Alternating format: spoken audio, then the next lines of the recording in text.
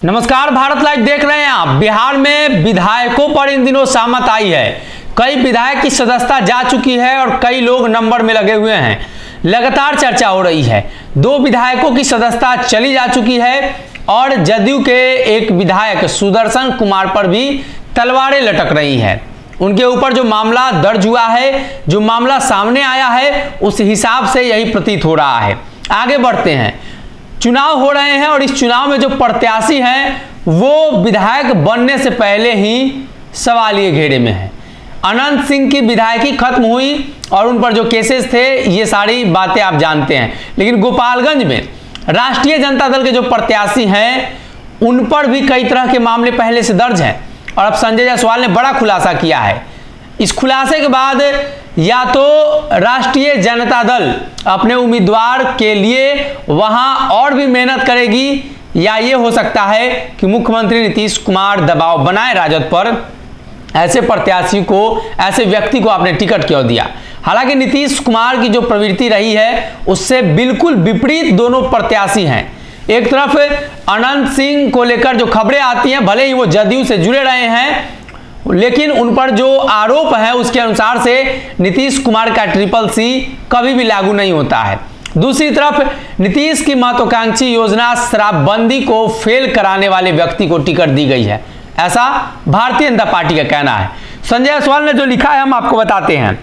उन्होंने लिखा है, नीतीश जी के राज में अगर आप एक ढक्कन शराब पीकर बिहार आइए तो जेल जाइएगा, लेकिन आप शराब का धंधा कीजिए, स्मगलिंग कीजिए, शराब का घोटाला कीजिए, 2 नंबर का शराब के बड़ों कारोबारी हो जाइए तो आपको नीतीश जी पुरस्कार के रूप में महागठबंधन का विधानसभा का टिकट देंगे।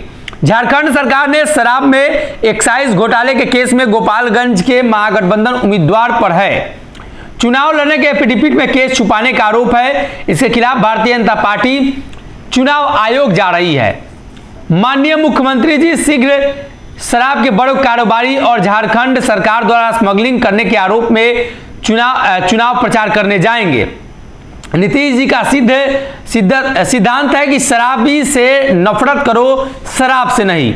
आखिर शराब माफिया और पुलिस की हजारों करोड़ की कमाई का सवाल है। जो तस्वीरें शेयर की गई हैं वो एफिडेविट है और दूसरी तरफ जो तस्वीरें शेयर की गई है वो मोहन गुप्ता से जुड़े कागजात हैं, जिसमें कहीं ना कहीं मोहन गुप्ता पर जो केसेस हैं उनको लेकर चर्चा की गई है और संजय जायसवाल ये सब कुछ शेयर कर रहे हैं और ये चीजें हम आपसे शेयर कर रहे हैं, आपको बता रहे हैं कि बिहार में ऐसे भी प्रत्याशी इस बार मैदान में उतरे हैं जिन पर शराब के बड़े घोटाले का आरोप है। यानी बिहार में शराबबंदी वाले बिहार में शराब पीने वाले जेल जाएंगे, लेकिन शराब का धंधा करने वाले विधानसभा का चुनाव लड़ेंगे। भारतीय जनता पार्टी ये बात कह रही है।